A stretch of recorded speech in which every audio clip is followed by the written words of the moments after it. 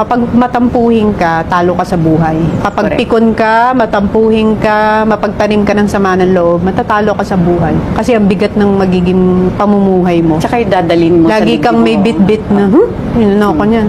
Lagi sinasabi ng daddy ko yun. Sabi niya, huwag kang magtatanim ng galit. Kasi bibigat ang pakiramdam mo, bibigat ang paningin mo sa buong paligid. Lagi kang parang maliit na bagay triggered ka.